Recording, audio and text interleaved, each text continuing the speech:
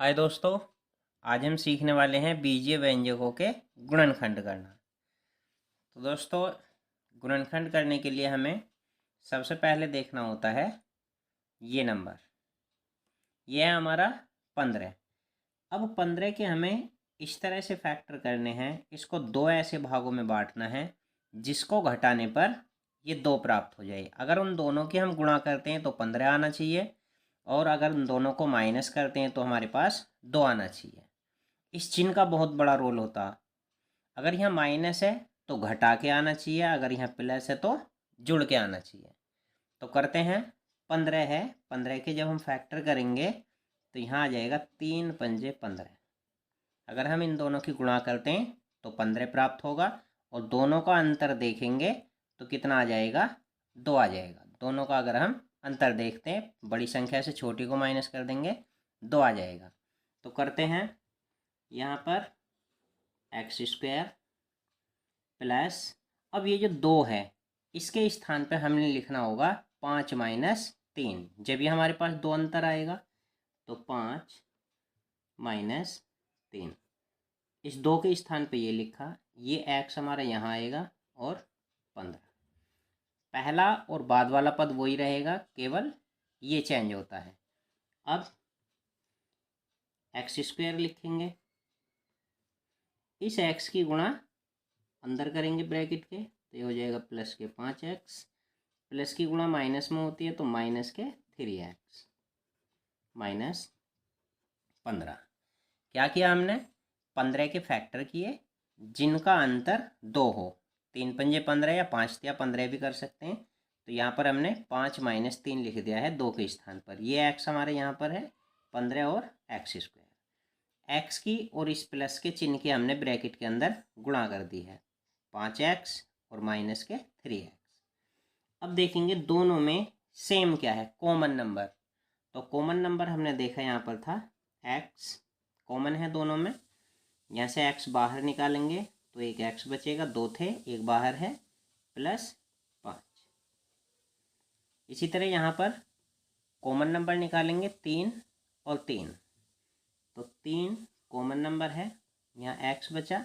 जब ब्रैकेट के बाहर माइनस होगा तो अंदर वाला चिन्ह बदल जाता है, और 3 से जब हम इसको डिवाइड करेंगे तो 3 पंजे 15। अब यहाँ देखेंगे इनमें कॉमन क्या है, तो x प्लस 5 और x प्लस 5, तो हमने कॉमन निकाल दिया है x प्लस 5। यहाँ पे बचेगा हमारा x और यहाँ बचेगा माइनस के 3। यही हमारे गुणनखंड हो जाएंगे। करते हैं नेक्स्ट सवाल। लिखा है 2x² प्लस 10x प्लस 12। हमें इसके गुणनखंड करने हैं। तो यहाँ पर हमने देखा था x के साथ कोई भी संख्या नहीं थी, केवल इधर थी।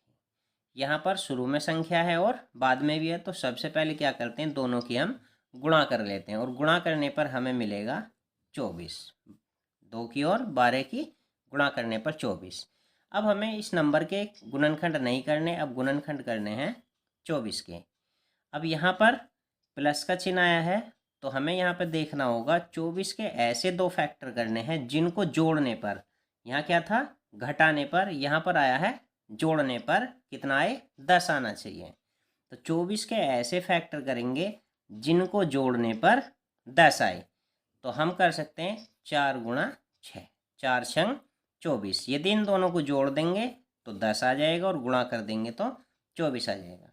करते हैं 2x² प्लस, अब ये जो 10 है 10 के स्थान पर लिखेंगे हम 4 प्लस 6,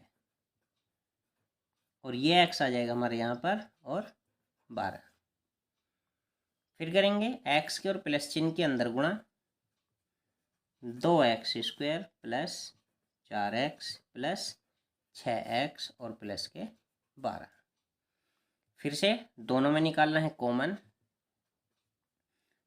2x कॉमन आ गया यहाँ पर, 2 और 2 दूनी 4 होता है, x² और x दोनों में है, तो यहाँ पर जब इससे डिवाइड करा जाएगा इसको तो x बचेगा, और 2 दूनी 4, 2 बार विभाजित हो जाएगा। प्लस इन दोनों में देखा हमने कितना कॉमन है, 6, 6 कॉमन निकालेंगे x बचेगा, और 6 दूनी 12।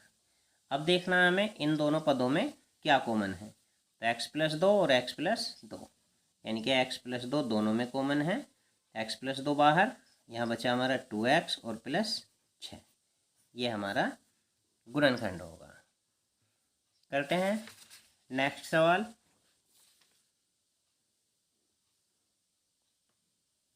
यहाँ पर है x square minus x minus 6, हमें इसके करने हैं गुणनखंड। तो 6 के ऐसे फैक्टर करने हैं जिनको घटाने पर, माइनस चिन्ह आया है, घटाने पर एक बचे, जिसके आगे कुछ नहीं होता वहाँ पर 1 होता। तो घटाने पर कितना बचना चाहिए? 1। तो यहाँ पे आ जाएगा 3 दूनी 6, गुणा करने पर आ जाएगा 6 और माइनस करने पर आ जाएगा 1। करते हैं।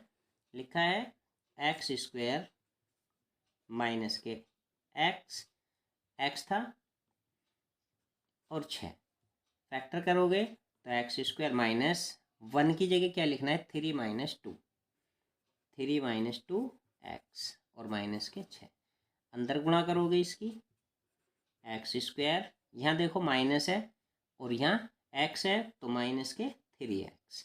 अब माइनस और एक्स की गुणा यहाँ करेंगे तो ये हो जाएगा प्लस के 2x माइनस 6। निकालेंगे कॉमन दोनों में, x निकलेगा x माइनस 3 और यहाँ पर निकलेगा प्लस के 2 कॉमन, x माइनस 3। अब यहाँ कॉमन निकालना है x माइनस 3 और x माइनस 3 है दोनों पदों में, तो x माइनस 3 और x प्लस 2, ये हो जाएंगे हमारे गुणनखंड। सवाल नंबर है 4, x square minus 7x minus के 18। अब 18 के हमें ऐसे फैक्टर करने हैं जिनको घटाकर, माइनस चिन्ह आया है, घटाकर 7 आए। 18 के फैक्टर करेंगे 9 दूनी 18, यदि हम दोनों को माइनस कर देंगे तो क्या प्राप्त होगा? 7। करते हैं एक्स स्क्वायर माइनस, अब इस 7 के स्थान पर हमें लिखना है 9 माइनस 2 और ये x आएगा यहाँ पर और 18।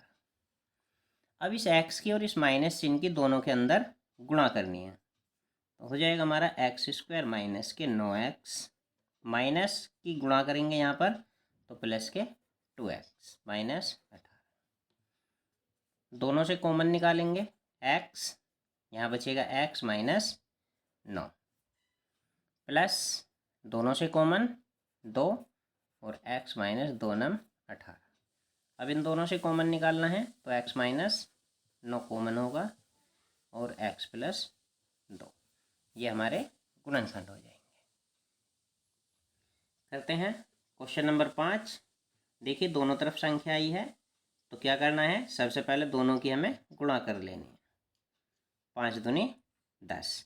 अब 10 के ऐसे फैक्टर करने हैं जिनको घटाकर 9 आ जाए, माइनस चिन्ह है तो घटाकर 9 आ जाए, तो गुणा कर देंगे 10 एकम 10। यदि 10 में से हम 1 को माइनस कर देंगे तो 9 बचेंगे। करते हैं सवाल को। अब आ जाएगा हमारा 2x स्क्वायर प्लस, अब 9 के स्थान पर हमें लिखना है 10 माइनस 1 x और माइनस 5। 2x स्क्वायर गुणा करेंगे तो प्लस के 10x और माइनस के 1x माइनस 5। निकालेंगे कॉमन दोनों से 2x, यहाँ बचेगा हमारा x, जब इससे इसको डिवाइड करोगे यहाँ पर प्लस के 2 पंजे 10। यहाँ देखिए कॉमन, जहाँ कोई कॉमन नहीं होता वहाँ पर 1 कॉमन है, तो 1 कॉमन निकालेंगे, यहाँ बचेगा x और ये हो जाएगा प्लस के 5। अब दोनों से कॉमन आ जाएगा हमारा x प्लस 5 और 2x माइनस 1, ये हो जाएंगे हमारे गुणनखंड। सवाल number 6, x square plus 2x minus 15 के गुणनखंड करने हैं। तो 15 के ऐसे फैक्टर करने हैं जिसको घटाने पर 2 प्राप्त हो जाए। तो 15 के फैक्टर करने हैं हमें, हम कर सकते हैं 5 तिया 15, और यदि हम इन दोनों को घटा दें तो हमें 2 मिल जाएगा। करते हैं एक्स स्क्वायर, अब ये जो 2 है इसके स्थान पर लिखना हमें 5 माइनस 3 माइनस के 15, गुणा करोगे एक्स स्क्वायर प्लस के 5x माइनस के 3x और 15।